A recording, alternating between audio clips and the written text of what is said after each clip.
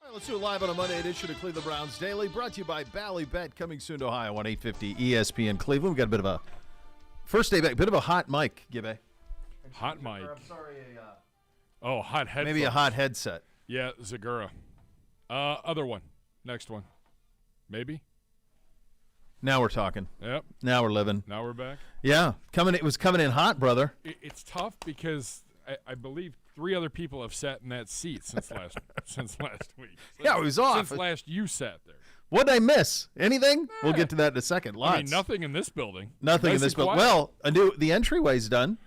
Yes, it is. It's done. I'll tell you the first impact that I've noticed of it, as it's the first time we've done a show, I think, with sun in months, right? It's been mostly overcast. Then before that, there was some construction going on in the lobby, so the sun did not peek its way through.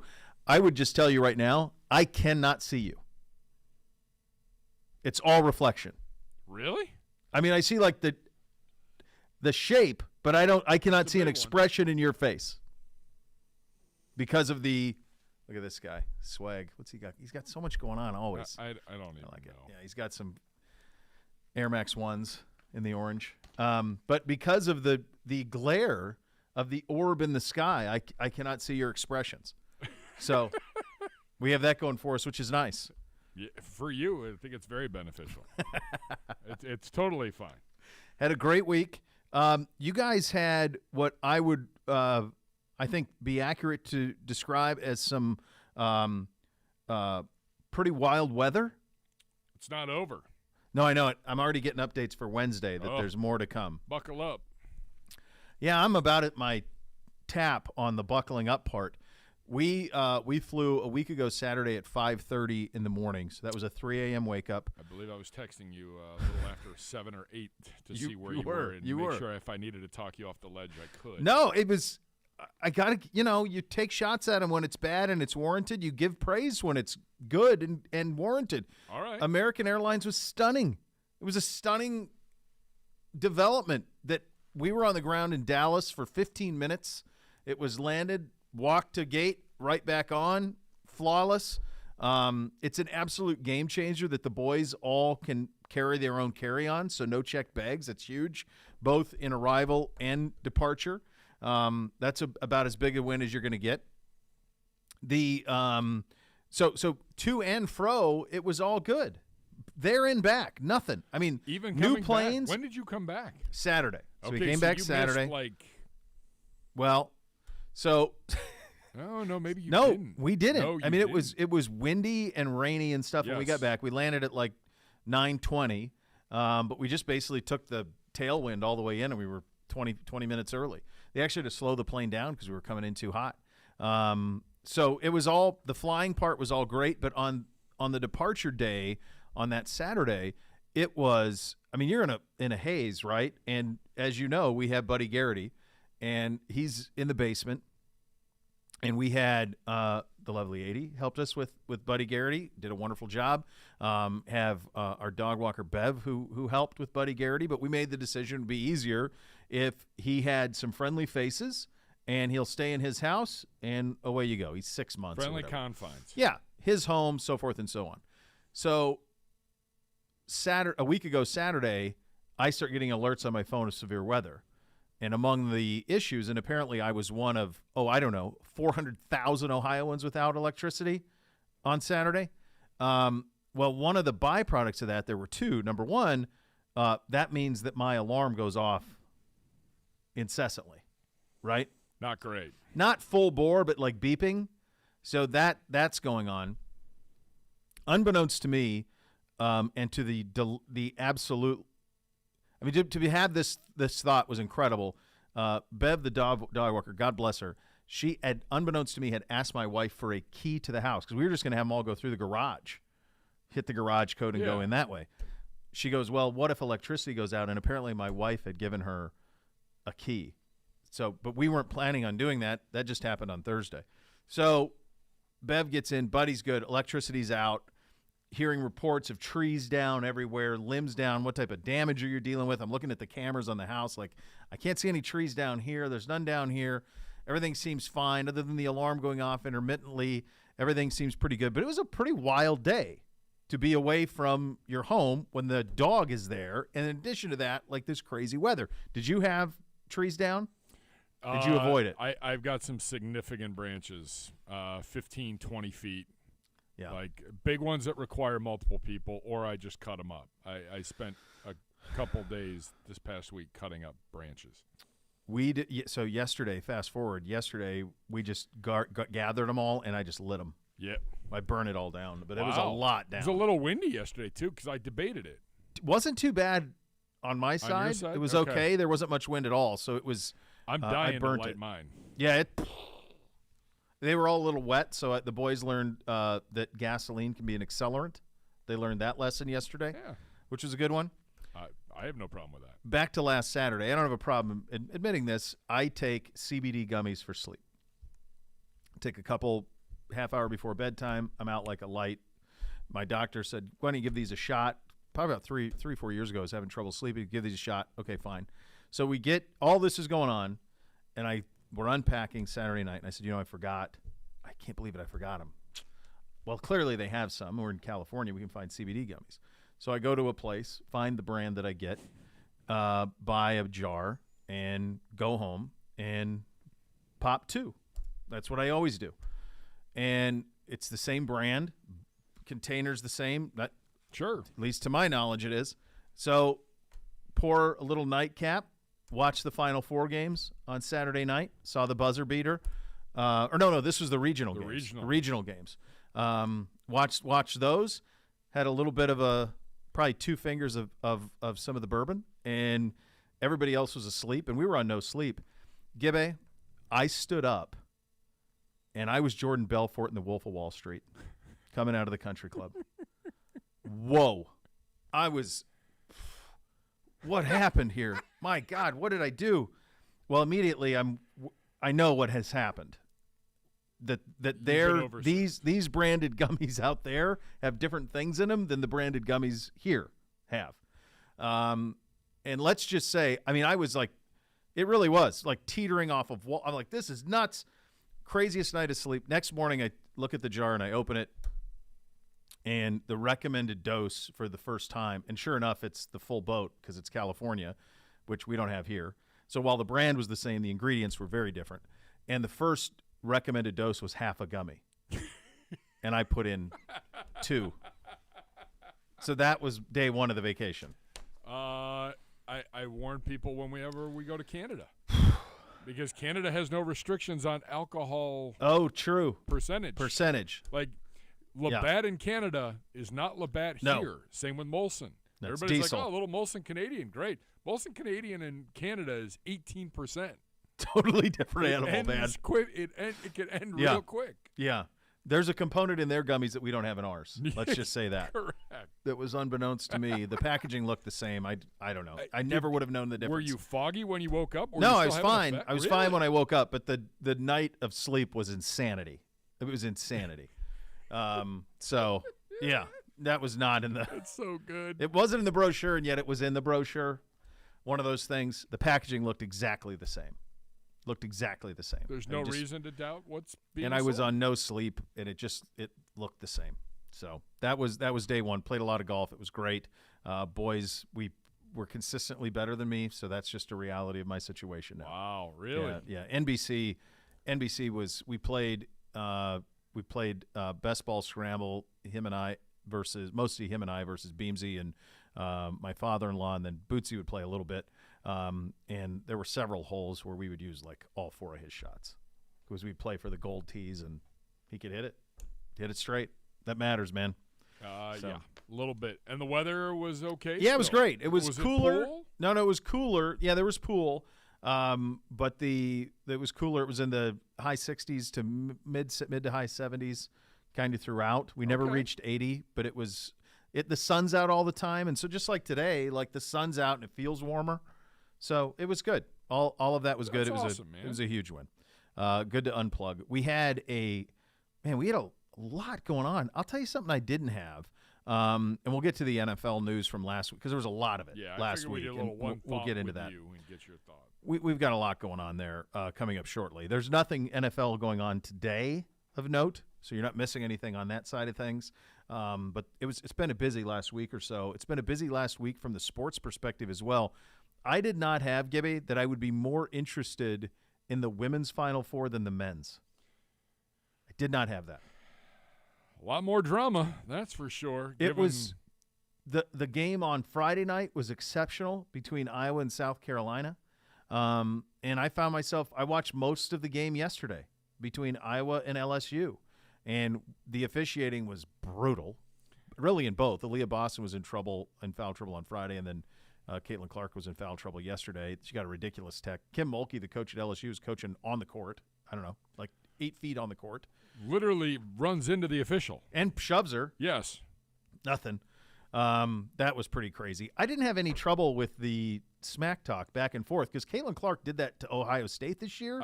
She did it to South Carolina this year. She did it throughout the tournament. Yeah, she's ran her mouth on everybody. Yesterday, social media They really did. I wasn't on it yesterday. I had my nephew's birthday. Shout out to Josh. Happy birthday, bud. We had that. We had a birthday party Saturday night for the great Cole Condon. And there were some lingering effects from that. The birthday party Sunday, and then just trying to get the house ready, because we're headed to Florida for Easter. There you go. I got to close up the in-laws' place and bring them home. Sure. I don't think the matriarch's too pleased, but the father-in-law, he's ready to come home and play some Keno. But that's a whole nother story. Sure. So, but we're trying to get stuff ready. I got on Twitter last night, and I'm like, what happened? And I'm like, so let me get this straight. The girl was happy to rub it in the face of the player of the year, who, by the way, had spent the entire tournament talking trash to teams. Everybody, yeah. I mean, so it was almost, I guess what my hunch is that the Caitlin Clark story was something that kind of transcended that sport, and for a lot of people, it was the first time this weekend. It was probably the first time watching her play, and they were rooting for her because she was such an electrifying performer, really like a Steph Curry type player. And she does a lot in the community. She does a lot behind the scenes. She is the perfect All-American basketball player. Yeah. But she's got a little nasty streak. Sure. And she's not afraid to talk the talk, and she can back it up. But LSU shot the lights out. I think they were like 70% at one point from three-point land. Yeah. When they banked in the three at the end of the half, you said, well, that's enough. Yeah. You're not going to lose doing that. And, their star player was like, all right, well, I talked a little bit too. I just backed it up a little bit more. Yeah, I didn't have a problem with it. I thought it was largely crazy that there was the overreactions from people. Again, why you should probably stay off social media. Yeah, probably a win for everybody. You have the men's championship game tonight, San Diego State and UConn. Were you rooting for FAU? Who were you rooting for the other night? To be honest with you, I don't really care because I don't care about any of these teams. Nope. I think it's a little bit probably the biggest reason you're at this point where you don't have a single blue blood, and I know that's weird because UConn's going to try to win their 5th national title since '99, which, by the way, that's the same amount Duke's won in its history. Correct. Same amount as Indiana. It's more than Kansas, and they've won a ball since '99. But they're I think this is a byproduct of the COVID year kids. There's a lot of teams that are 23 years old plus, a lot of people in their 5th year. If you don't know, in the NCAA granted a free year of eligibility to everybody who is enrolled in 2020, 2021. So you can play 6 years of college basketball. Like that kid who football. The kid who tried to break Pete Maravich's record. He played 6 years of college basketball. Correct. And then was upset because he couldn't break the record. Right. It's like, dude, you played 100 more games. Yeah. But anyway, so I think it's more that than anything else. I mean, these are veteran teams who have been together that are men, and most of the blue blood programs are built on 18, 19-year-olds, best high school players in the country. So I think that's probably why it got there. I suppose it would be tonight I don't really have a rooting interest either, and this is another example of the West Coast. Like 9:20 tonight, man, is the tip.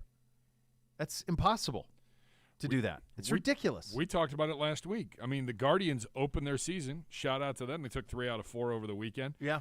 Guardians season opener, 10:10 first pitch. Yeah. Now, I know that most times you're opening on the West Coast. Sure. Because that way the weather might be a little better. Sure. But, why are you not playing the game, Major League Baseball? Schedule it for 4 p.m. on the West, 7 o'clock our time, so that we can actually watch it. At least there was on no opening way day. I was asleep before first pitch. Yeah. No, it's like you were talking before we started. Like, whatever you're into out there, it's over by 10 o'clock. It was fun the first weekend of the tournament. When I was out in Mesquite. Yep. It was great. Yeah. I mean, you in Southern California, you're a Dodgers-Laker fan. Those games are over at 10 o'clock at night. Always. And the whole sporting day is over. Sport is over. Everything's over, including the West Coast game. So it's, I don't know why there's a huge chunk of the population on the East Coast, the bigger percentage, and yet you acquiesce to the West Coast, to mountain time zones over and over and over again. This game should be an 8:20 start at latest. It should be 8:20. 9:20 on a national championship game in the East, that's midnight.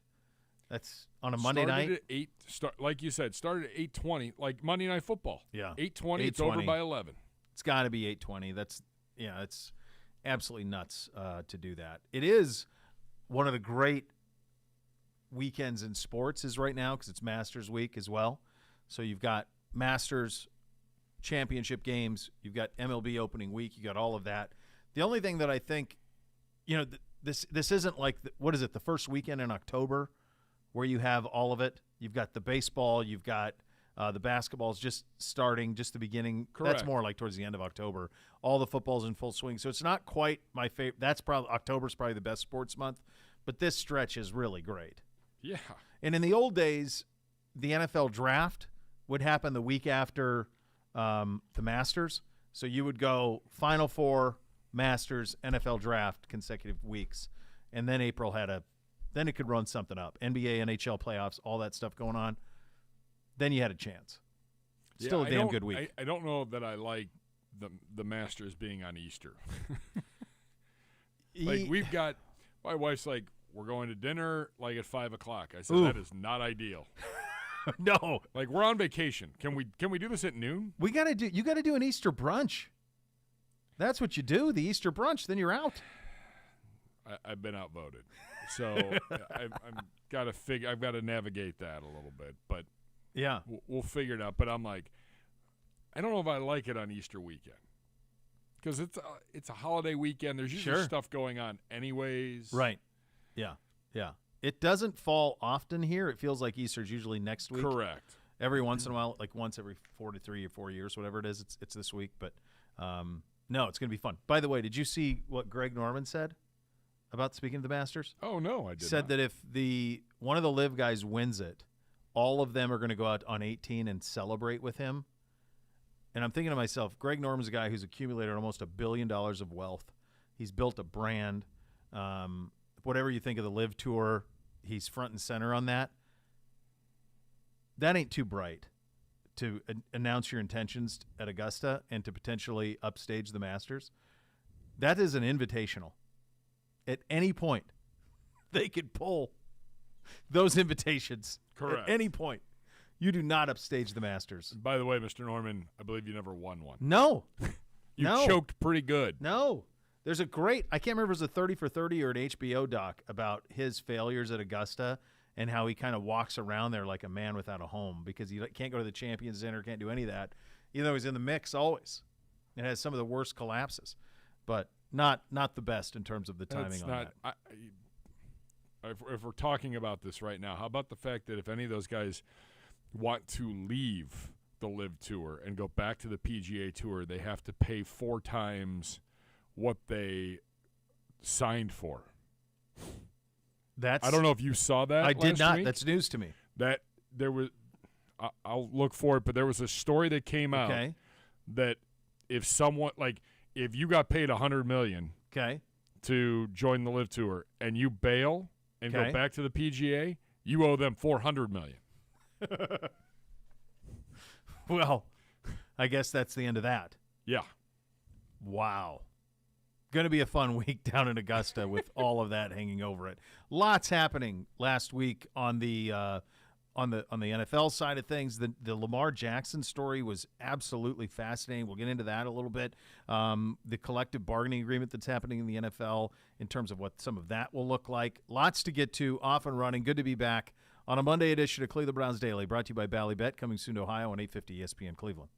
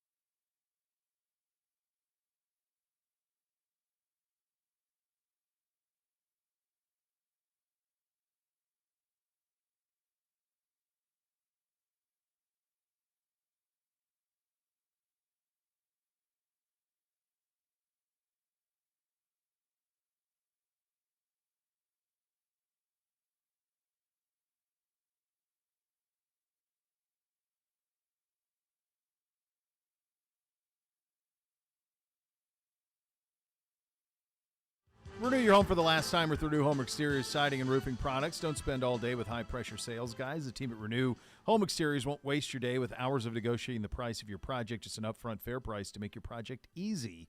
Help you modernize your home with premium siding ranging in every style and color. Renew Home Exteriors, superior products, superior service. Visit RenewEstimate.com for more. Now is the perfect time to visit my friends at RenewEstimate.com. They will take care of you, I assure you of that. You had a lot going on last week on the NFL side of things, buddy. Had a little owners meeting. Didn't you? I mean, that's so from afar. Yes.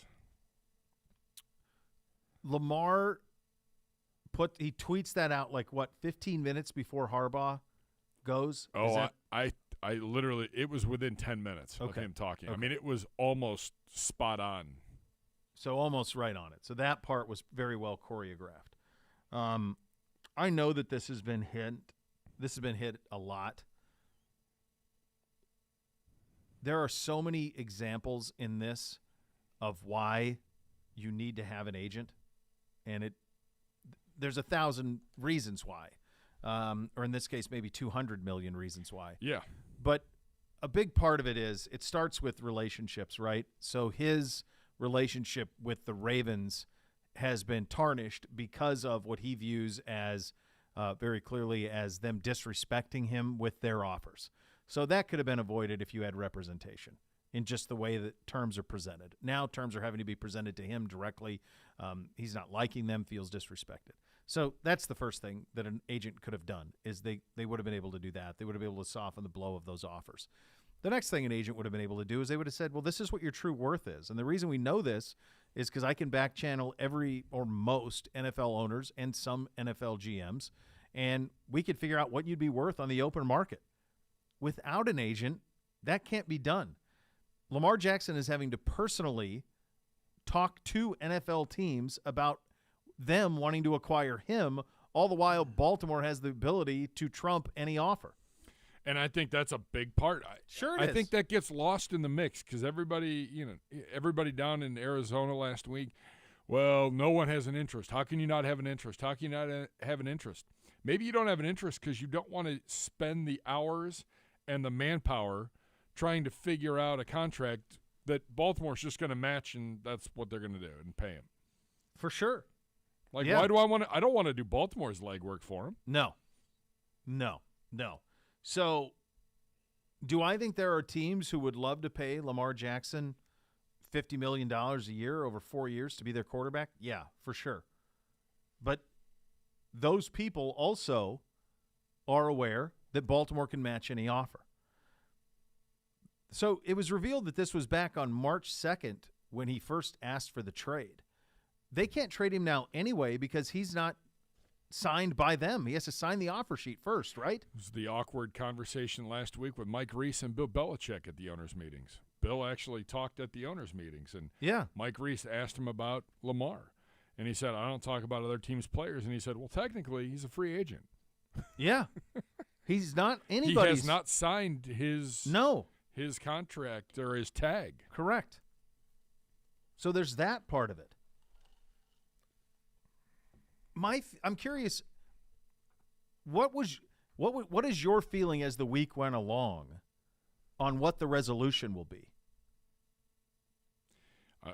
We were all highly entertained. I can tell you that. Well, sure. We loved every minute of it.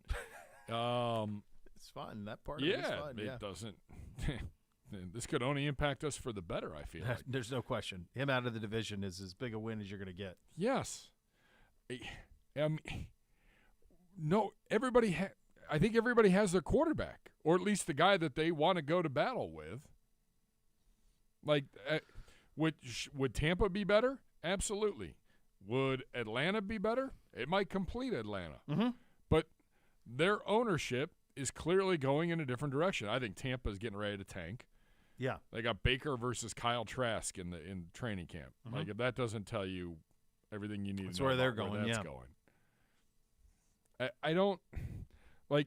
Do the Colts want him? I mean, the Colts owner said, "I don't mind paying people. I'm not in the business of giving out fully guaranteed contracts." He came out and said it. Yeah, and that's fine. Like, people crucify the owners, collusion and all this stuff. If I'm an owner and I don't believe that players should be getting fully max deals, what? Okay, like you're allowed to do that. It's your money. Yeah. I think he'll end up back in Baltimore is what I think is going to happen. I don't think he has a choice, or he's going to sit out the year. Yeah, and I think Harbaugh wants him back genuinely. I think they've played the good cop, bad cop where he can, once the deal gets done, he can say DaCosta, ownership, they're the bad guys. I'm the good guy. You're my guy. Don't worry about all that noise. My hunch is that it'll get the deal done. To your bigger point on the guaranteed money and some of the comments from the owners, there is no question that the deal that Deshaun Watson got here is influencing a lot of this. So many unique situations with the Watson deal. Number one, there were 4 teams in the end who all were in a bidding war for his services. There were 13 that expressed an interest in acquiring Deshaun Watson before it got to where it got to, and a true bidding war took place. That's not the case here. This isn't the case here. Watson was done in Houston. They said, we're open for business. Give us your best. And that's how the deal gets done with Watson and eventually here. This is not the case. To what I already said, Baltimore could match any deal. And so there was always that hanging. There's always that part of it that was hanging over this deal. What I think will be very interesting, my hunch is the first contract extension that we see or big new quarterback contract that we see will be Joe Burrow's. What does that number look like? Do the Bengals and Burrow's representation, do they treat that as the new benchmark? Do they try and reset the market after the Watson deal and give him $300 million guaranteed over however many years? Or is it under it? And if it's under it, then I think at that point it would be almost as if the Watson deal is the outlier and not the standard. Because we've already seen this affect Arizona with what they did with Kyler. It's affecting, there's no question it's affecting the Lamar stuff in Baltimore. The next one I think that'll be done will be Burrow. My hunch is that there was something early April. There was a designation that if they waited till after early April, the money would not have to be distributed, have a full year to get it done. When that Burrow deal gets done, what's the number? Well, I mean, you've got Burrow and Herbert. I mean, the Chargers announced last week they've started negotiations. It's like an arms race. Yeah. Well, I know for a fact that the Bengals were well down the line with Burrow. That was in as soon as the season was over. January, February, like a lot of the framework with them and Burrow had been agreed to. So it was just a matter of some of the final I's and T's dotted and crossed. What's that look like? And does that reset? And if it doesn't, then if you're Lamar, the realities of the situation are now in front of you in a very different way. Correct. Again, how many games have you played in December in the last 3 seasons? I know. 1-3 in the playoffs. His comments on it. Yeah. You know, someone said it last week, and I know that they got ripped apart on social media. The style of play is not conducive for a long career. No, it's not. And if you've got wide receivers trying to beg their way out of Baltimore, another red flag. Yeah, it's also, and he is a nightmare for us. Nightmare. There's nobody that we play regularly that gives me more nerves than him. Requires a totally separate game plan. Yeah, we've had coaches tell us that. Yeah, he's a nightmare to prepare for. So it can be that he is a nightmare to prepare for on a week-to-week basis, but also that long-term it's a tough way to win. And that as great as he was as a rookie, that type of thing is not sustainable. The best example of that would be Cam Newton. Cam Newton won an MVP. RG3, Cam Newton. Yeah, I mean, these guys won. I mean, Newton and Lamar won MVPs, but you take hits, man, and they accumulate. And so I think all of that is part of it too. I mean, the guy had a guy that all of a sudden the league puts out this memo, some guy named Kevin or whatever going around. Right. And then that's the guy that Lamar's in business with, and they drop later on that day. They drop something about a home gym. Yeah. And it's Lamar doing something that I feel like I'd see an infomercial on at 2 a.m. Mm-hmm. And he's working out doing this home gym thing. It's crazy. I'm like, what are we doing? What are we doing? What are you doing, man? What are we doing? And I'm not. I don't think Baltimore is completely. I'm sure they're at fault for something, but I tend to side with the Ravens on how they've handled it so far. Yeah, I mean, I can only deal with what you're bringing to me. I think that they've been very savvy in the way they've handled all of this. I think the one thing that probably stings the most was the fact that they gave him the franchise tender that they gave him, as opposed to the one everybody thought. The franchise tag. The franchise tag. They didn't do that, and so that I think is what's probably undercut him too. I don't know if he thought that that's the way it was going to go. So I missed the Belichick story entirely. Hot seat?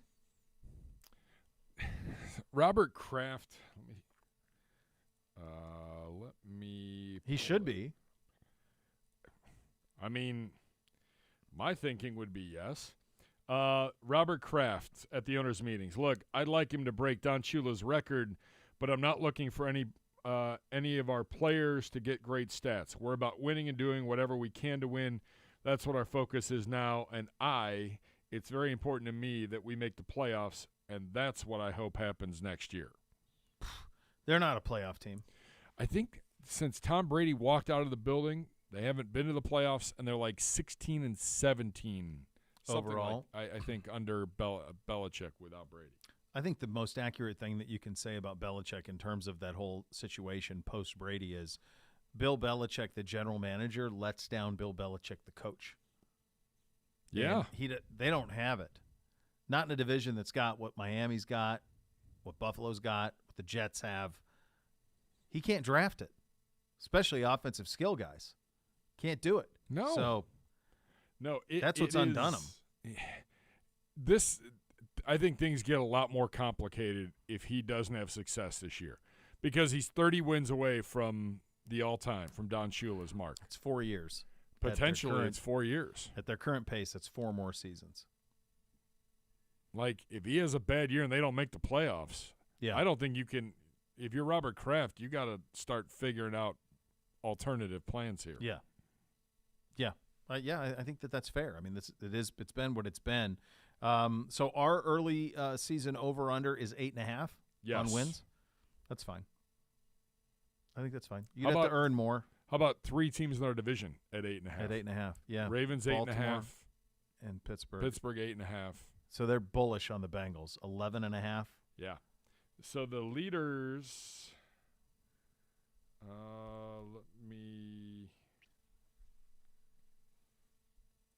me pull that up here real quick. It all feels appropriate. I mean, I think us, the Steelers, and the Ravens at 8.5. I mean, you are what your record is. You know, you got to go do it. I mean, I think we're considerably better than we were a year ago. Right now, it looks like that. But a full season of Watson, all those things. Like, if you just go off of what you saw last year in the 6 games with Watson, this feels about right. So 11.5 is the most.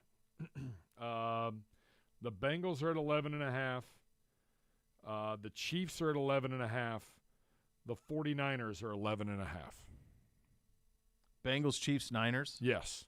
The Niners don't even know who the quarterback is. Correct. The Eagles amazing. are at 10.5. The Bills are at 10.5. Okay. And then there's a hodgepodge of teams in the middle. I found it interesting that the lowest over/under, the Arizona Cardinals at 5.5. Wow. Well, Kyler's done for the early part of the year too because he's rehabbing, so they're going to be a mess. But I mean, think about how fast life Houston's comes at you. 5.5 too. I should say that. Think about how quick life comes at you. You're Arizona. Like, you have Hopkins is there. They draft Kyler. He's a sensation. You have J.J. Watt, all those guys, and then it all just gone. Poof. Evaporated quickly. Colts 6.5. But everybody else is all bunched up. Buccaneers are at 7.5. Everybody else then is between 7.5 and like 9.5. I don't know. I think I feel very good about us being over that. I would like to think so. I mean, they clearly think the Giants season was a fluke. They're back to 8.5. The Saints. Where do they have the Lions? Let's see. The Lions were a flat 9. 9. Okay. Where do they have Green Bay? 7.5. Okay, so they're saying no Rodgers. Yep. Yeah. Which, again, from reading Peter King this morning, that deal looks like it may not happen until like draft eve. Yeah. I'm sure that I think there's a lot to sort through there. No, I think it's fine. I think we're better than that, but it's something we'll talk about all offseason. We got to go prove it. Got to go win those games. Correct. The NFL will take up discussion of flex scheduling for Thursday night again in May. So they did a lot of things. The league wants more leeway to move late season games from Sunday to Thursday with 15-day advance notice to assure better matchups for Amazon. Knowing what Amazon's paying, I understand that. John Mara, the owner of the Giants, lost his you-know-what on the commissioner, I'm told. So he says, so this is the quote, really inconsiderate to our season ticket holders, abusive. Yeah, it's not fair, but television drives the bus, man. They're not worried about your Goodell's season like, there's millions watching, and there's just thousands at the game. Yeah. And Mara said, like, it's not fair for our fans. It's not fair for us to ask our fans to take road trips and book travel and hotels only to have us flex them and at least not keep them on the same day. Yeah, but it's that you all like. That's that's the line from Mad Men. That's what the money's for. All Peggy comes in. What did I? You can't say thank you. That's what the money's for, right? Okay, you don't want to move your games. Okay, well then don't take the money from Amazon, because Amazon's going to demand something for their money, and it's going to be better than what they got this year. The last month and a half was brutal. Those Amazon games. Well, here's the thing: if you're the NFL, then just there's a simple fix for that. Put the good games on Thursday nights. Give them a little bit. Honestly, like if you are, when you think about and what are we talking now? An 18-week schedule, a 17-game season. You think about all of the short weeks, what we know about injuries, what we know about recovery, and you also have this other date of inventory. I'm just stumbling upon this. Wouldn't it be better to play a Monday night doubleheader and forget Thursday night football? Just forget it. Play at 6, play at 9:30 on Monday night, West Coast window, East Coast window, play a doubleheader on Monday night, and that way you've got a full week consistently to rest. There's no data that says playing on that short a rest is good. No, there's nothing positive coming from it. No, and we have some incredible moments. No one's ever going to forget that Thursday nighter against the Jets. But, the games oftentimes are pretty garbage. It's because every team has to play on it unless you're going to London. Yeah. Or overseas. If you're playing overseas, you don't have to play on Thursday night. But otherwise, everybody else has to play on Thursday night. Monday doubleheader versus Thursday night football. I don't know. And would Amazon benefit more from that too? I would like to think so. I would think. I don't know. And then you have the networks currently that are like, how are they getting preferential treatment already in year 2 of this? Right.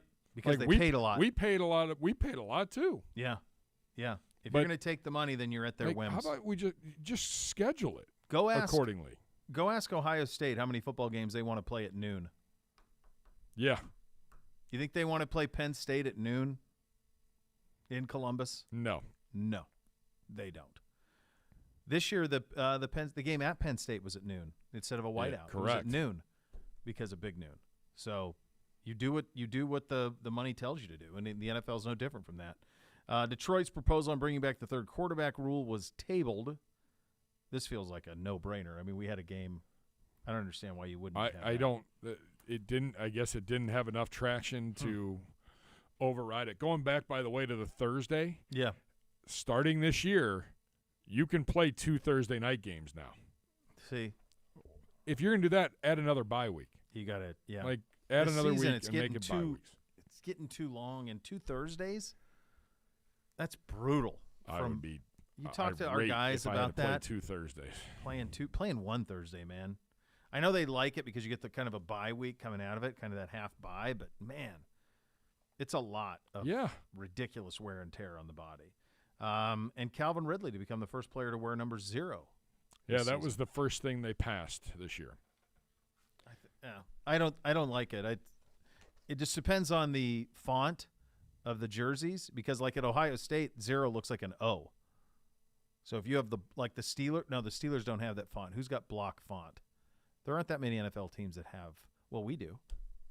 So ours would look like an O. I don't expect that number to be given out here. I saw that anytime soon. And even 007, is he not going to get to wear 7? Did I miss that over the week? I don't know. I haven't seen the equipment manager of the year. Okay. Well, but is it his? Does he? He doesn't care, does he? Or is it more I believe coaching? He has a say in that. Oh well, he deserves a say in that. Ultimately, it's coach's call, but I believe there's a consulting. Here's some things you can wear. You can wear these. Yep. Okay. All right. Well, we'll see. One of our new defensive linemen was available. He was on Good Morning Football. Dalvin Tomlinson. We'll have that conversation for you coming up next. Listen to Cleveland Browns Daily, brought to you by Ballybet. Coming soon to Ohio on 850 ESPN Cleveland.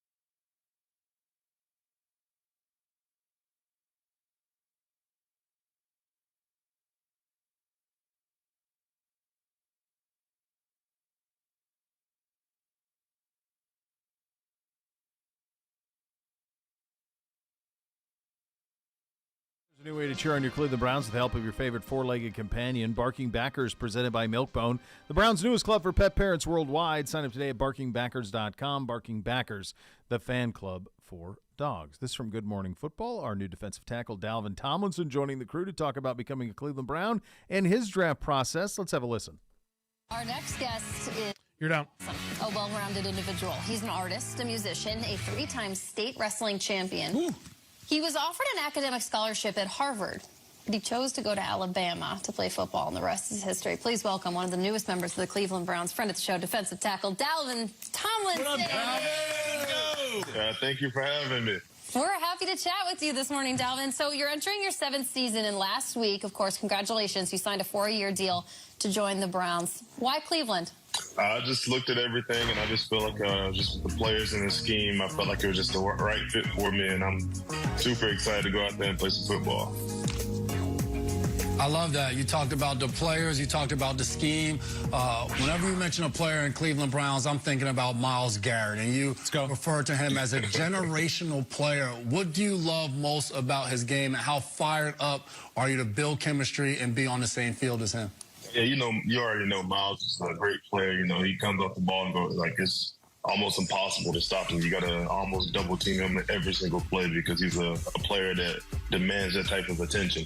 And he's super explosive off the line of scrimmage, and he can make plays anywhere on the field. So super excited to line up next to him and get some chemistry built. Dalvin, you played alongside some great Alabama defensive players, guys like Jonathan Allen and Daron Payne. How excited are you to see a young guy like Daron get his first big extension? How close do you stay in touch with those former Crimson Tide teammates? Oh, yeah, we all be busy, but we all reach out to each other and stuff. I just reached out to him the other day, and I'm super happy for Daron. That's my guy. He was one of my young guys back then. But, you always super happy to see your teammates, your friends get paid. And, he's an unbelievable ball player, always has been. And I'm super happy for Daron. Alabama's Pro Day was yesterday. How did Nick Saban and the Tide help prepare you for the NFL draft? And what kind of advice would you give guys like Bryce Young, Will Anderson Jr., and those other draft prospects? Oh, yeah. Coach Saban always did a good job to prepare you as being a pro beforehand. And, he makes it easy. The transition from college to the league is super easy with Coach Saban because he pretty much demands exactly the same thing as the NFL does. And the advice I give Will and all those guys is just keep grinding. I know it's a long process. You went through a long season, no breaks whatsoever.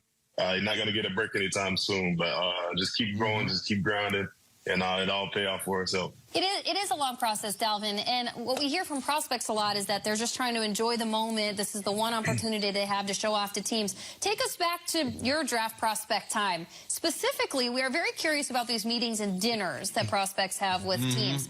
Do you have a memory of a dinner or a meal or dinner conversation that you had with the team where you walked away from that and was like, this is a very strange situation that I find myself in right now? Oh, yeah. I would have to say this, the combine in general. All those meetings you had with the different teams and drawing up plays and all that stuff, it was stressful, I would say the least. But when you walk out of those meetings, you're just like, man, that was crazy. But you got to enjoy the process. It's a long process, like I said, and it's stressful. But, this is all going to work out, but you have to just keep going and going through it. When you walk out of one of those meetings saying, wow, that was crazy, what was it about it? Was there a particular question you remember, or is this really happening moment you could share with us? We love this stuff. I remember when I met with the Giants. It's just with Pat Graham. He pretty much try to put his hands on you and see if you're a defensive line, you knock his hands down off a natural instinct or something like that. Or just drawing up plays and you draw up everything from the defensive line to the safety. With the wide receiver motion across the ball, you got to show everything with every small detail of who's shifting what, who got what in the coverage and stuff like that. And I just felt like if I didn't know the defense so good at Alabama, it would have been way more stressful for me. Sure, you got to knock those hands down. I mean, they want to know right when you walk in the room. You are such a good guy, Dalvin. You're a powerful guy too. Apparently, some of these powers you wear on your glove, your right glove. Tell us, I'm going to show you something here. Tell us what's behind the circles on the glove. Oh, yeah, I'm a big Marvel guy. Love Marvel, love DC as well, but Marvel, I loved Iron Man and with all the Avengers movies and everything, Thanos is the super villain and everything with the Infinity Gauntlet. And it's Infinity Stones pretty much I put on my glove, and I guess you could say my sack celebration is like the snap Thanos does in a Infinity War Avengers movie. I love that. That's incredible. We want to get into how you feel and maybe how you power rank some of the Avengers. You know, Patrick Queen is the linebacker, is a friend of our show. He's on the Ravens. He's now in your division. He likes Hawkeye. He's like, that's my guy. He doesn't have any crazy superpowers. He's got his bow, and he's tough, and he can fight. But that's an interesting opinion. You don't see a lot of Hawkeye stands. Who's your guy? And, like, if you have 2 or 3, you're like, oh, I would roll with them. Who you got? Iron Man, hands down. Iron Man is my guy. Yes. Always have been, always will be. Why? It's just because, like, even though he has the suit of armor on, he pretty much came out and said who exactly he was, and he's transparent with it. Like, he's a superhero.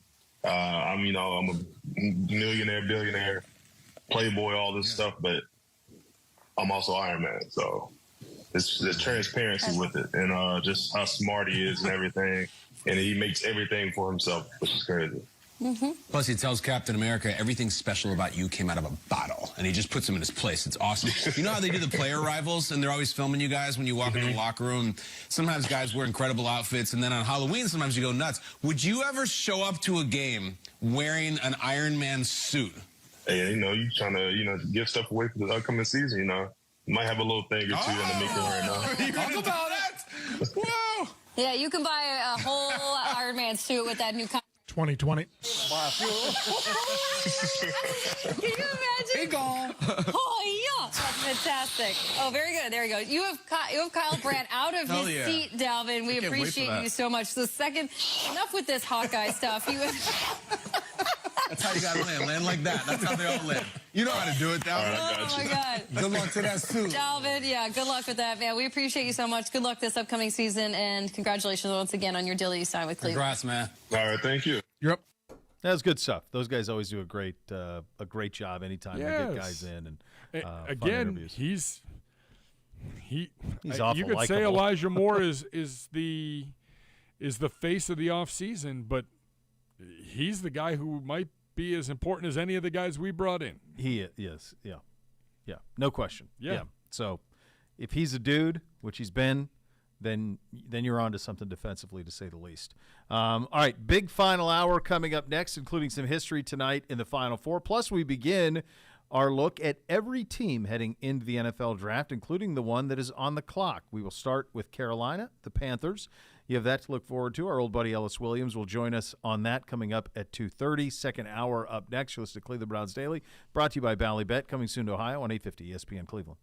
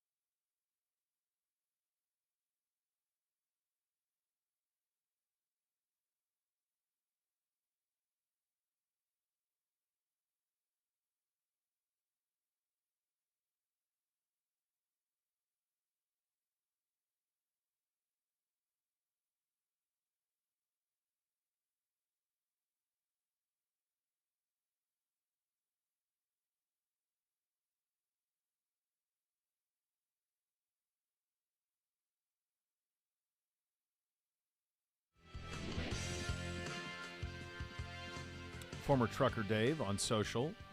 Hey, Bo, Ohio State football is home to Penn State this year. No, I was referencing last year's game in State College. Was the one I was referencing on that, former trucker Dave. No worries.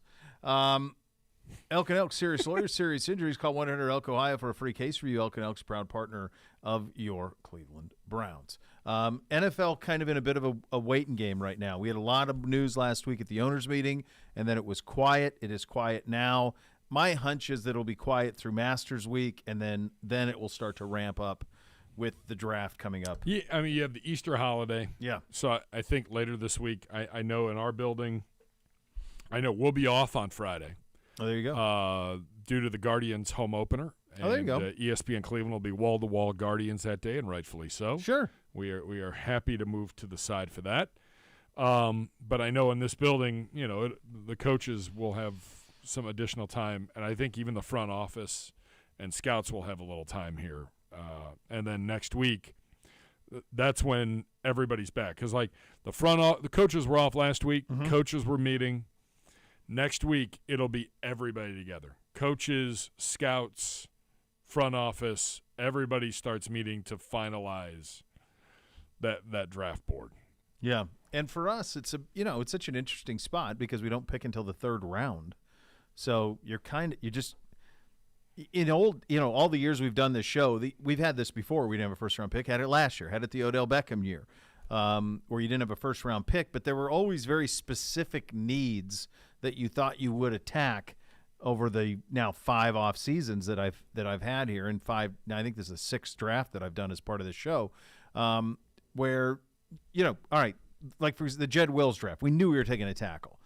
We knew in the Newsome draft we were getting a corner. Like you knew that those were the things, so you could kind of start to circle the corners.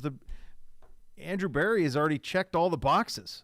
The roster's ready to go. You're just going to amplify it in the draft. They can literally do best player available on their board at positions they value most with every pick. That might be running back. That likely will be receiver. That will be on the defensive line. I would think it would be running back. There's only 2 backs. I know. I think John Kelly would make number 3. Yeah, you're going to take a back at some point if one falls. So, it's going to be a very different draft for us. We have 8 picks. There's no way. Oh, my God. Where do those people end up? Where do those guys go on the roster? Well, they're going to be traded. I mean, don't you think at most you take 6? Even picking 6 players seems extreme to me. Stockpile for next year, because I think you don't. I know you don't have a first again next year. Sure. You might be a second again that you don't have, or a third. I don't remember. But you're down a couple picks again next year. But the first pick you have is pick number 74. Yeah. That came to us compliments of the Jets and the Elijah Moore deal. And then you have a comp pick at number 98 at the end of the 3rd round. I mean, 73 picks before you pick. And then you got 2 4s, 2 5s, a 6, and a 7. Yeah. You please trade some of those on Saturday. Yeah, they will. I do not need to be here still at 10 o'clock Saturday night. No, I think that they will be. You just aren't enough. There's not enough spots. Yeah, even if you're just push them ahead to for next year. I don't. If there's a guy that you want to move up and go get in the 2nd round, and maybe that cost you a couple thirds or a 4 and a 5, great, package them all. Yeah, that feels like where we're headed. So, you had the NFL owners meetings last week. Today, this week, kind of a down week, and then I'm guessing it'll amp up as you get through the Easter holidays, you get through Masters Week, as it were. You have some mailbag questions for us, Gibbe, that you didn't have a chance to get to last week? Yeah, I mean, we had a lot that came across the desk last week, and we just didn't. We had chatty Cathy's. That happens, man. Who'd you have in? Gerard was here. The Voice was in for a day. By the way, Zagura did not lead with what's going on the Ponderosa. Oh, sad. And then proceeded to blame it on. Well, that's Bo's question. No. That should be the question every sad. time. No, you have to know what's going on with the ponies. What are we being fed? What's the hay situation? Yes. How's the footing? Exactly. All right. It was not good. And then sad. The solid Tyvis Powell was here on Wednesday. Oh, yeah. Your former intern. Yeah, my former intern. That's what he's most famously known for. Yes, exactly. More than anything else. I like to remind everyone. Correct. Yeah. Let's see. What am I looking at? AK Man 42. I'm planning on coming down for the game in Seattle. Do you have a seat for me in the booth? No. It's okay, no disrespect, but we have a lot of people in the booth, and when you go to Seattle, you have your own barista from Starbucks in your booth that makes whatever you want. That's nice. It's kind of nice. And I'm not I do think that would be a really good like charity auction item. It would be to sit in the booth for a game. I did that. I snuck up there with you a couple years ago with you guys. Deeks last year. I wanted to see, how it was with Deeks last year. And when I went up there, it was a real hoot just to see how it all works and to see Jimmy, to hear the voice and to see him in his element it was awesome. I mean, it was like watching Mozart conduct. It was the coolest. So I think that would be a really cool auction item. It is. It's definitely an experience to be up in that booth. I think we do a couple charity giveaways a year, and through our community relations people, we bring people up. But yeah, yes, you always have a standing invite, my friend. Yeah, thank you. Let's see. I got to scroll down to find a few. Oh, this was an interesting one. All right. Can one of you guys please help me understand why the weather app graphics for future days displays clouds and rain when 11/12 of the day is projected to be sunny and 1/12 rain? Seems a little ... suspect. Okay, so the beef is on the weather. Is this like the standard weather app that comes with a phone? Is that the deal? I would think so. For future days displays clouds / rain when 11/12 of the day is projected to be sunny and 1/12 rain. All right. I use AccuWeather. Yeah. I mean, I feel like, I will say this. So my wife always just swears by the weather app, whatever is on the phone, and I upgraded to the AccuWeather one. And when we were in California, we put it to the test. It would be like 60% chance of rain, and hers would say 0, and then it would rain. And this is like an ad for AccuWeather. It was on it. It nailed it. So, for example, like I already have an alert for Wednesday with the high of 75. By the way, while you were gone, every day that was warm outside, it was raining sideways and just awful. Yeah. Like, the sun came out when it was 38 to 44 degrees. Right. Yeah, that doesn't do me a lot of good. Already seeing, boy, this is dangerous. I already have the alert, the severe weather it's Wednesday, first Friday, 7 a.m. to Thursday, 7 a.m., potential tornado? Sounds about right. If I'd been in my old stomping grounds last Friday, I would have gotten to chase one. There was one 10 minutes from where I lived. Really? Mm-hmm. Nice EF2 in Sherman, Illinois. I mean, Took out a bunch. Little Rock got bombed. They did. God bless those people. My God. There can be nothing more helpless to just watch that. Yeah, destroy. And the ones in Little Rock, those are big ones. Those are big boys. Like you're probably not going to get something like that ever here. It would probably be more of a 1 or a 2, but it's enough to do plenty of damage. But right. I mean, the one in Little Rock, I think, was a 4. Like you get in the basement, you hope you're still there when it goes through. That's it. We had the serious one in Toledo. Yeah. Was that about 10 years ago? Yeah, I think that was a 3 8 maybe years ago? or a 4. Have we had any in this? Not since I've lived here. We haven't. Have we had any? Nothing of that. I think 2 is probably the biggest one. Okay. And I don't know if we've even had a 2 here. Okay. Ever. It's probably been more of a 1. Okay. It's the wind. It's the derecho stuff. That's what you gotta. I mean, it's going to be 75 here Wednesday and 40 on Thursday. Right. Like something's got to come through to knock that down. To do that, yeah. Dumbest way you've been hurt from Bobby. Do you have one? Because I'm sure I have one that I gotta think of. I was pushing. So my parents' front door. Yeah. In the summer, it always swelled. And you'd have to push on it and jam the key in and kind of turn. It was an older door. Okay. And it had these wood, but then it had glass in the middle. And I'm pushing and my hand slipped, sweaty, just shattered the glass, blood coming out of my wrist. I pull my hand out and realize I've got to put my hand back in to unlock the door. Oh, gosh. Like, yeah, I've got a nice scar on the wrist, and I was like, that's dumb. This is the answer. I was 11-ish, 10, 11, something like that, about NBC's age. And my buddy Skipper West's dad was a Vietnam veteran, and he had an armory of weapons. And at that age, Like that? Yeah, at that age, there was a big ninja movement. I don't know if you remember this, but like everything was ninjas, like Chuck Norris, and it was all this ninja stuff from everywhere. That part, sure. Yeah, so he had all these like ninja weapons too, like throwing stars and blowguns and nunchucks and all this stuff. And he had this thing that was I don't even know what the hell it was, but it kind of, for lack of it kind of looked like a mini tomahawk. It had like a handle that was longer, and then it had a blade on the end of it. God knows. I mean, I think there's a pretty clear use for it. And we were monkeying around with it, and I threw it, and as I threw it, the end came around and sliced my finger, like my thumb in between there, and I bled. Like and a stuck bled pig? and bled and bled. But I was okay. I don't have a scar or anything that I can That's remember. pretty but amazing. Yeah. That I Lucky remember you still well. have your digits. Very lucky that I have the digit as sharp as the thing was. Yeah.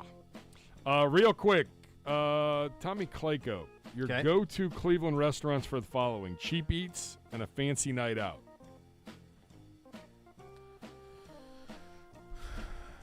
I mean, well, we're in Hudson, so a fancy night out, we go downtown 140. That's our place, downtown. I'm That's a big easy. Fahrenheit guy, loyal to Rocco. You get a really good meal, won't break your budget, and it's a nice atmosphere, good stuff. Getting ready to build that rooftop deal. That's going to be downtown. awesome. Yeah. It's just hard for me to get. Yeah. I mean, it's hard for me to get downtown. It's a hard long for me hike. to get with the kids. Like we always try to stay. Now that we have Super Babysitter 80, maybe we can venture out a little bit more. But our babysitters are usually younger, so we try to go within 15 minutes of the house. Cheap eats. I mean, is there one that jumps out to you? I mean, I got a nice little dive bar right around the corner. I love from a me. dive bar, The Trolley man. House has fantastic wings, great Yeah. food. Like they have this great menu. They do a 5-course prime rib Saturday night for like $11. I'm What not a win. kidding. It's crazy. Yeah, that's great. Yeah. I mean, I don't have many of those because of with the kids. There aren't too many of those. Yeah, my wife and I are big dive bars.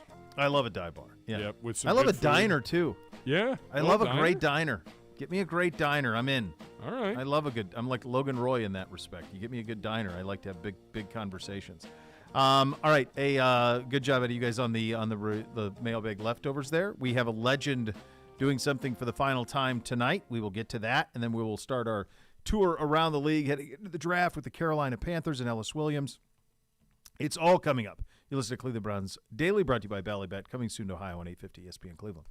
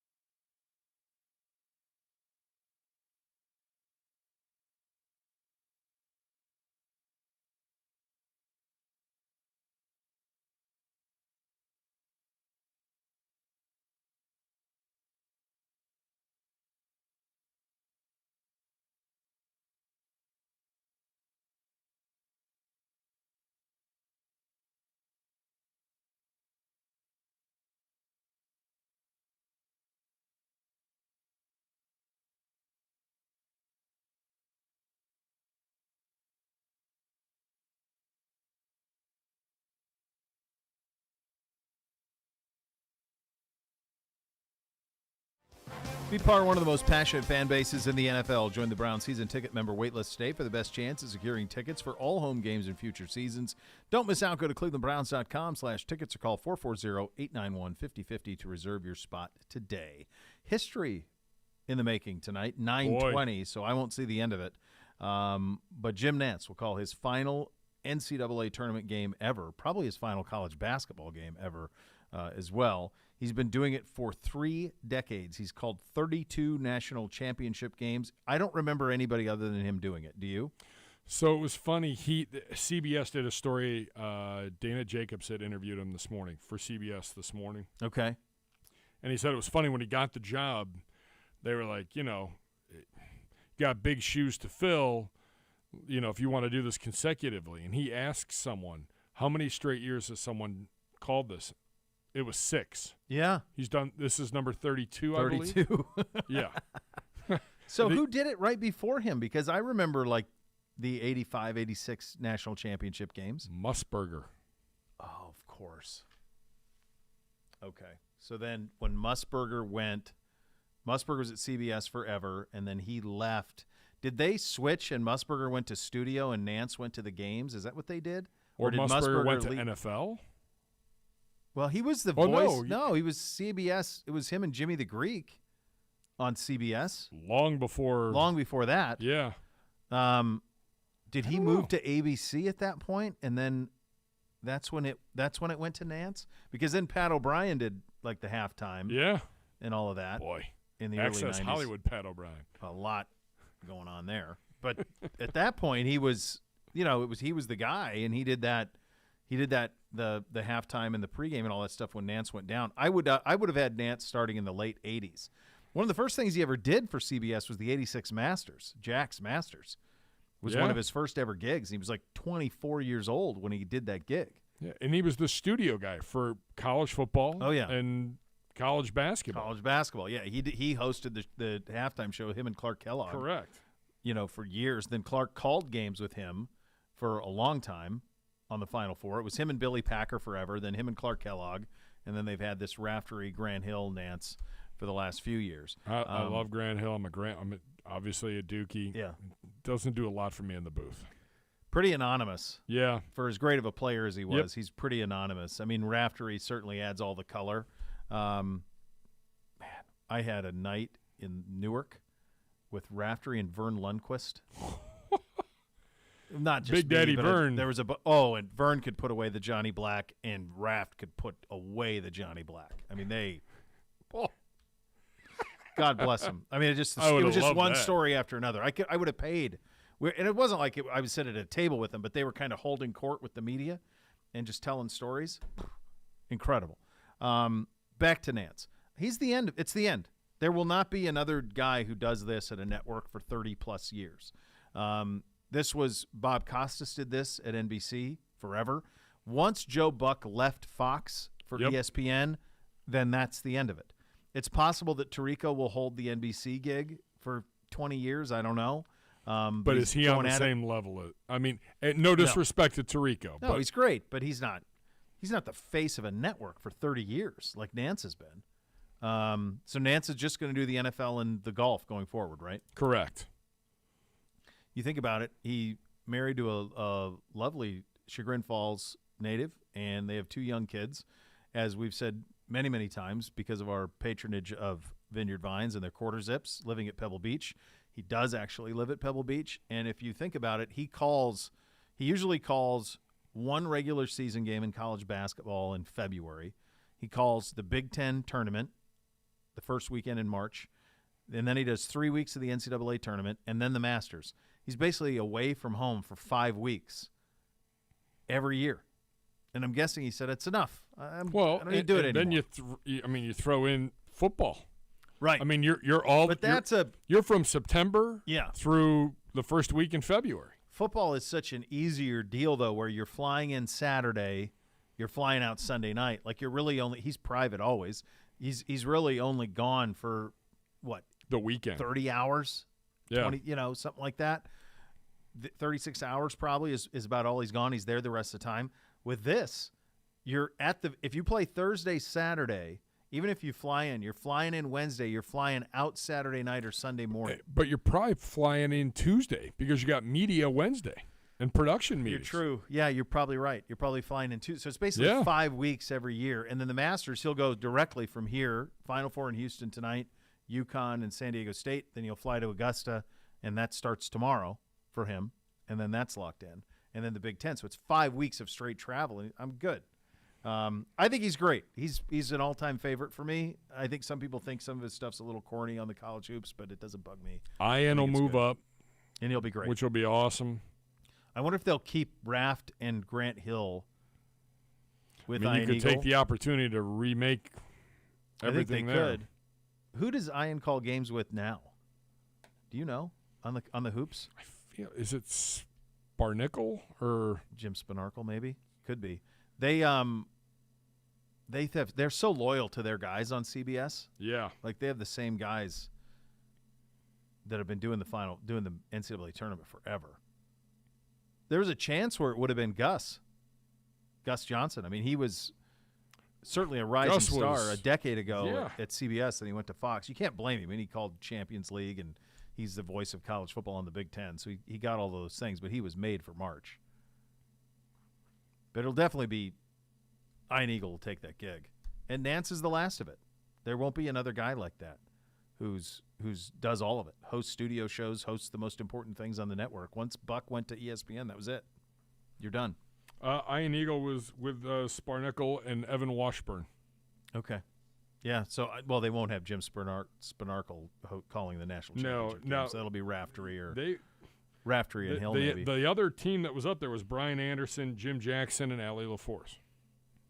Jimmy did a great job. Could pair Jimmy with Ian? Yeah. Yeah. Could be. A lot of Ohio ties to that one with Jimmy and Allie, right?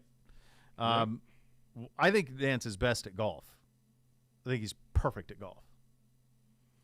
It's the right pace. Yeah, it's perfect. Right everything. Yeah. I think he's second best at hoops. Honestly. And then I think football would be third. But I would agree with that. Up the NFL. He's great at all of it. All right, coming up next, we kick off our team-by-team look heading into the NFL draft with the team that's going to pick first, thanks to a very, very big trade, the Carolina Panthers. Former Plain Dealer writer and current writer for the Charlotte Observer, Ellis Williams, will join us coming up next. You're listening to Cleveland Browns Daily, brought to you by Ballybet, coming soon to Ohio on 850 ESPN Cleveland.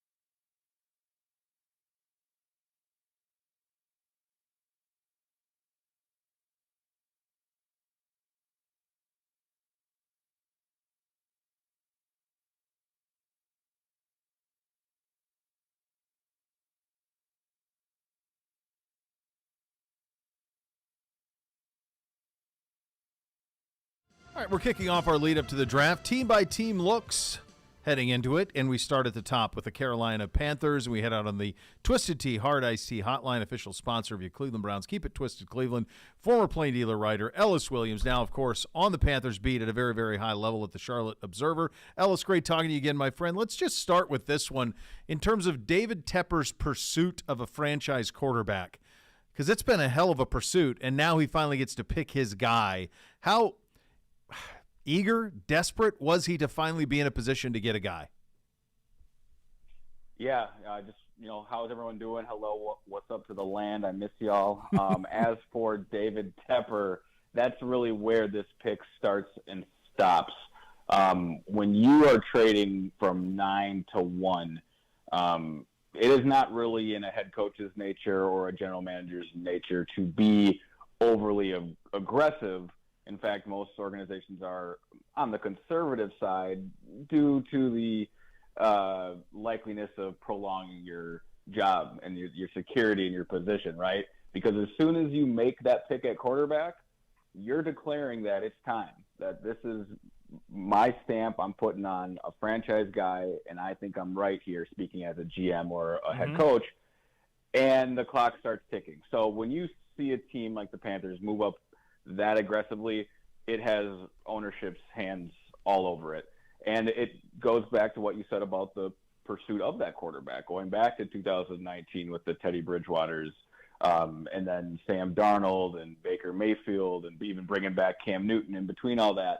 And now the Panthers are here, and they're going to have an opportunity to land that franchise guy while surrounding that young quarterback with what is the most experienced NFL coaching staff in the league, from Frank Reich to Jim Caldwell being advisor to up-and-coming offensive coordinator Thomas Brown, who's spent 2 years in L.A.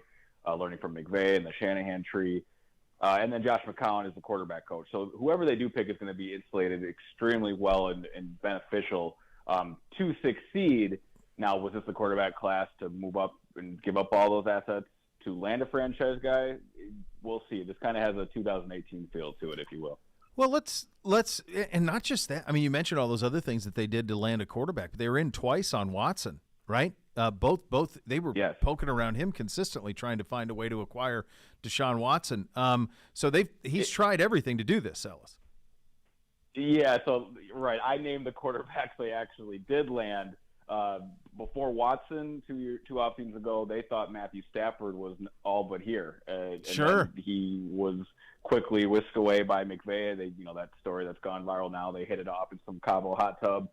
The Panthers were on a jet from the Senior Bowl back to Charlotte, convinced they had Matt Stafford. And then you fast forward to last offseason and the whole Deshaun Watson pursuit that they were as in as anyone until Cleveland came in and changed everything and really changed the landscape of how quarterbacks are paid, and that's a whole other story. Sure. But yeah, from the people they did land to the home runs they struck out on, it's been an all-out pursuit, and now David Tepper has really anteed up, trading the team's leading receiver in DJ Moore plus future capital to go land his first overall pick. You mentioned this draft, and is there a reason, are any of these guys worthy of this price?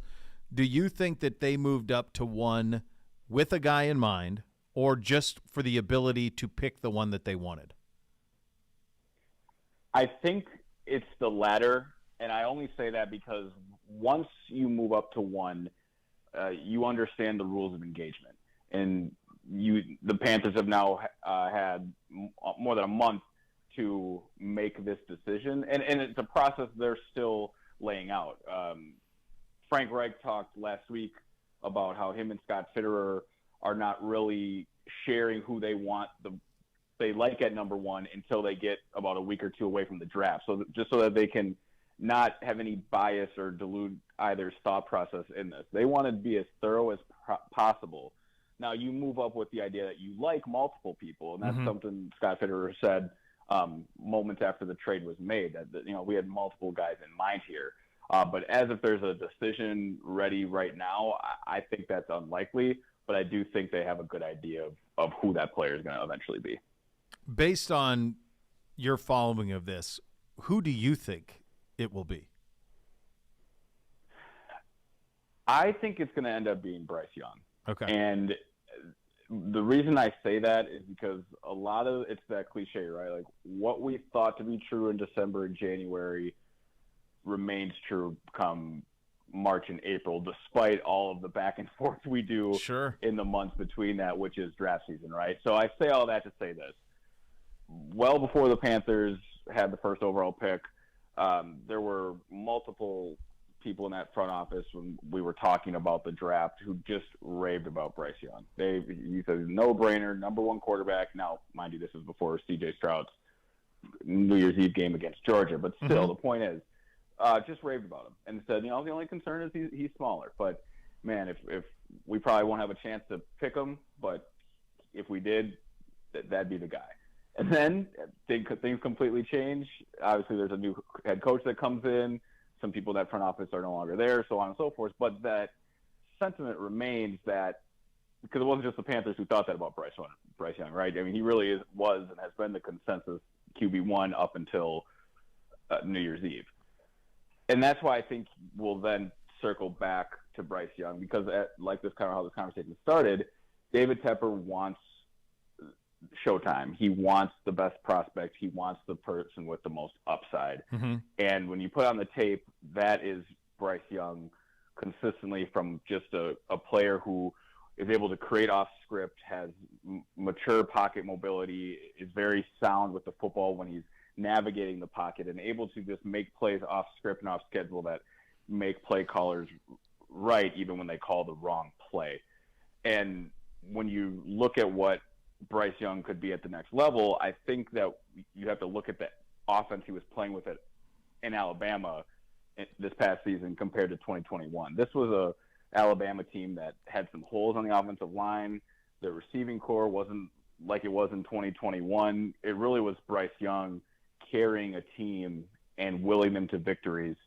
And when you're going to come to Carolina, you're going to have a sound offensive line and then just some reliable playmakers. So you're going to need a quarterback. My point to say all that is you're going to need a quarterback that can elevate the play of the B minus talent that Carolina now has around them. And in that part of the country, he's box office too, right? I mean, he's such a known commodity. He's been the face of college football the last 2 years. There's a lot, despite all the greatness on the field.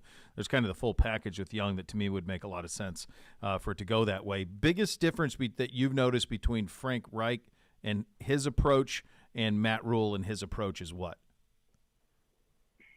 I think collaboration. I think Frank Reich is coming in understanding that he's an NFL retread head coach who doesn't want to make the same mistakes twice and has collected a talented coaching staff based on his Rolodex of connections in this league. And there's now a lot more chefs in the kitchen, despite Frank Reich being someone who will have, final say on a lot of things in that building. I think the former regime, also being a first-time NFL head coach, saw it more in a college football way and that he had the overall say, and everyone under him was more of a subordinate and friend of his rather than just putting together the absolute best NFL staff regardless of previous relations. So I think that's something that was going to happen in Carolina regardless of who the next head coach was. They were just going to build this staff and this infrastructure differently. But now the new head coach is the beneficiary of that. The other thing that he's going to benefit from, because I'm looking at his run in Indy. He's 10-6, 7-9, 11-5, 9-8, and then 3-5-1 the last year. I mean, he was hired for Andrew Luck. That's right. Who he was hired for, and then he never even got to coach him. And it was a guy we know very well in Jacoby Brissett, and it was Phil Rivers, and it was Matt Ryan and Carson Wentz. And so he's going to get to do something that he's never got to do, which is pick his quarterback.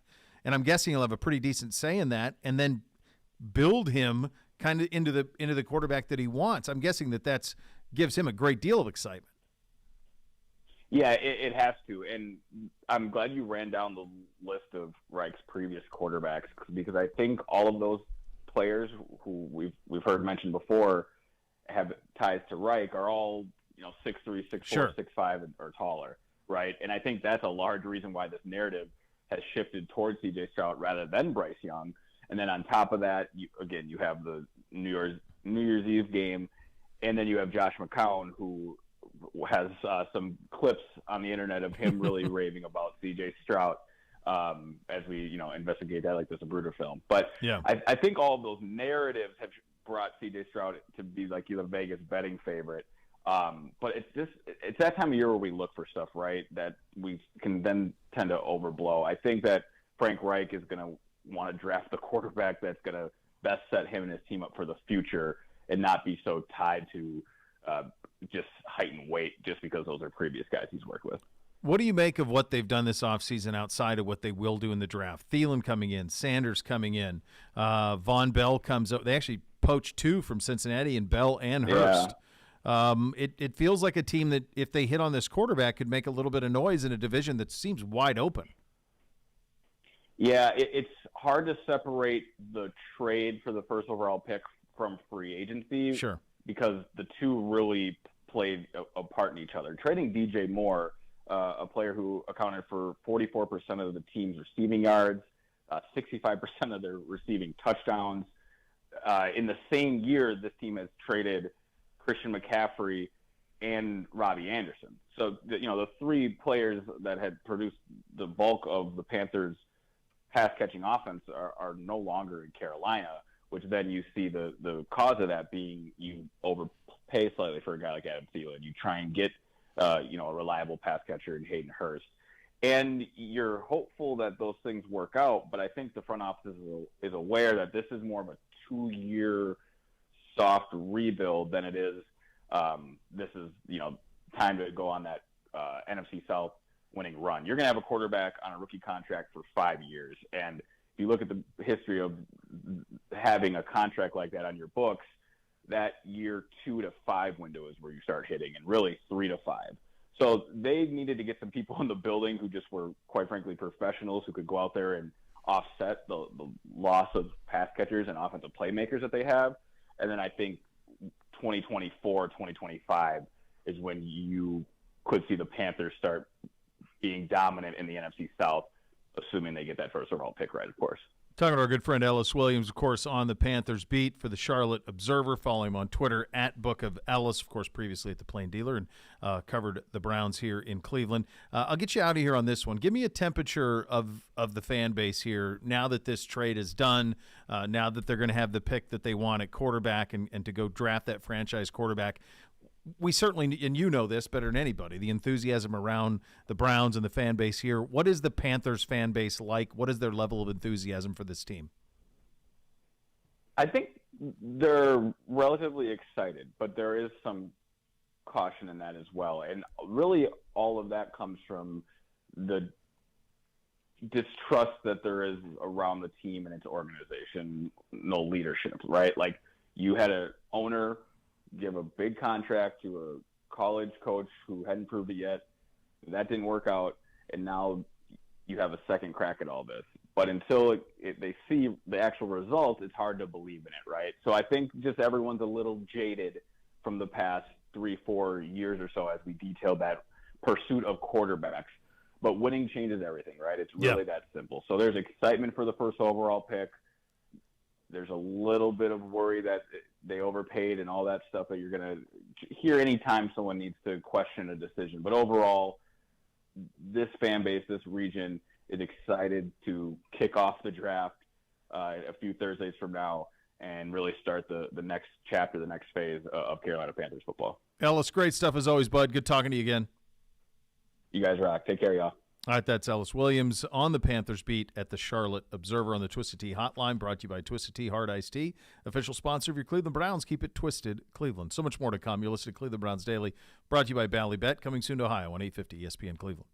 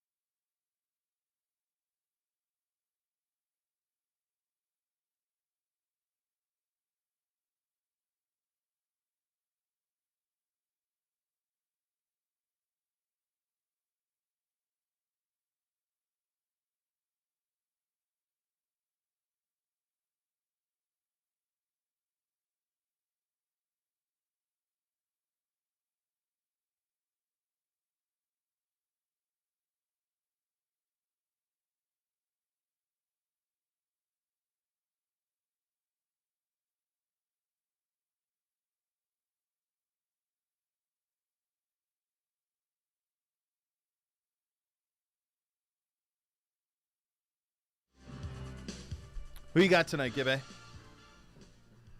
How much are you going to get to? You going to get to halftime? I maybe get to halftime. Spilling water.